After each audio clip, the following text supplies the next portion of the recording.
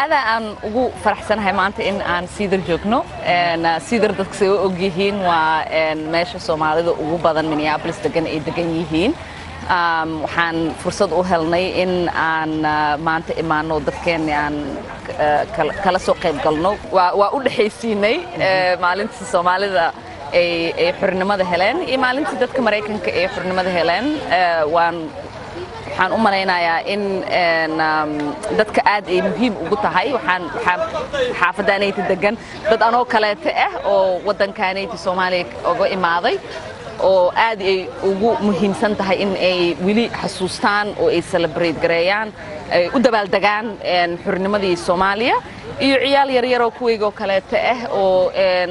ay aad ugu muhiimsan tahay wadankan ku dhashay aad ugu muhiimsan tahay inay u dabaaldegaan xornimada Mareykanka marka waa maalin muhiim maalin qurux badan dadkeeniyaan aan dhex joognaa marka waa aadaan anigu u faraxsanahay maasan tahay sida isoo dhaweysan kaaga mahad celinaya maanta waxaan ku suganahay xaafadda Cedar Minneapolis waxaan u dabaaldegaynaa maalmihii xorriyadda wali toddobaadka xorriyadda ku jirnaa waxaan barnaamijka kala soo qayb galay xildhibaanadeena Ilhaan Cumar xaqiiqatan toddobaadkani Soomaalida qaalibu ku yahay meel kasta ay joogaan in la xuso oo loo dabaaldegana waa waajib oo la muujiyo Soomaalinimada aniguna maanta aad baan ugu faraxsanahay inaan imaado xaafadan oo aan kala qayb galo dabaaldegan insha Allah la socotidba ummadda Soomaaliyeed waxay ku tirsan tahay qurbaha iyo gudahaba aad ka qayb gali jirtay maalmaha xorriyadda dalkeena adigoo waliba qayb weyn ka qaadan jiray